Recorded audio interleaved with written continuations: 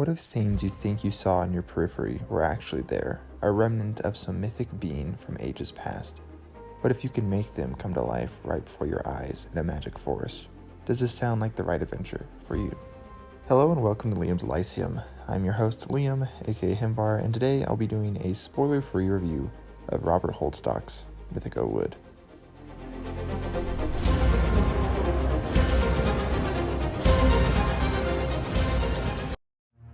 Mythago Wood is a mythic fiction novel, which is a type of fantasy, from 1984.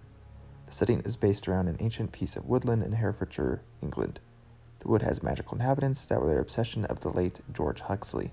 This is truly an addiction for George, even to the point where he neglected his wife and his two sons in favor of exploring the wood and its mysterious inhabitants.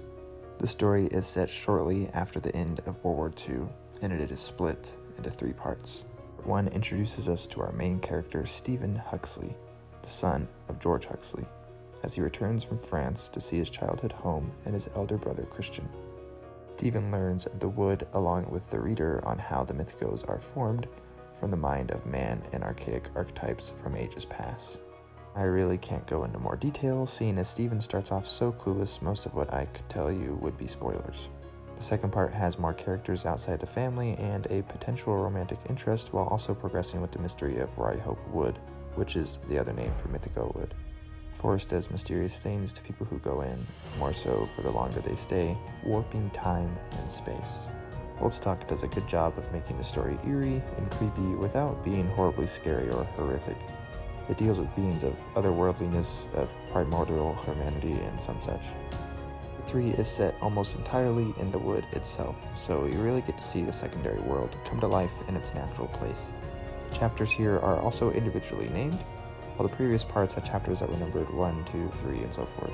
Now, as far as characters go, every single character we are introduced to are expertly illustrated, and they are done so quickly and with the depth that is added naturally as their page time increases. Holdstock does a fantastic job of making the natural and unnatural characters feel like they belong. They're very human and very much realized. And while the story will be entertaining for those just looking for a quick and fun, exciting read, the story also has more depth to it than meets the eye at first glance. The story is spiritual, psychological, and philosophical. I even saw one pretentious review say it was literature and not writing because it didn't have the things that made fantasy in this reviewer's mind. Those things were also negatives in this reviewer's mind, but it gives you an idea of the writing. But don't think too much on that. It's really not pretentious. This book just makes some people divisive, just like the genre already is in the first place. On that topic, there is a large Celtic feel here, very pagan one, with some Germanic and Roman and other things mixed in, but the Celtic feel specifically seems very well researched, and I believe Holdstock was an anthropologist, so this isn't surprising. In fact, I trust him completely. I may be a little biased since I did major in anthropology myself, but this is a very realized and well done work here. Along with that otherworldly Celtic feel, it does remind me some of The Raven Boys by Maggie Stiefvater, but without the teenager and high school stuff. And it also reminded me some of Tiernan's Sweep books or Lenora Henson's The Wicked Garden, though I realized that my audience probably hasn't read any of those.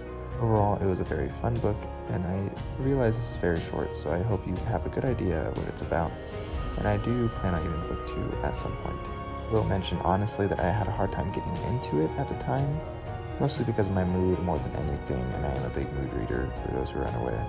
Honestly, did enjoy it, like I said. It took me far longer than it should have because I did want to read some other things, but not so much that I was actually reading other things. So don't let it stop you. Go and read this book if it sounds like it's yours. Anyways, it's been Liam with Liam's Lyceum. I will catch you next time.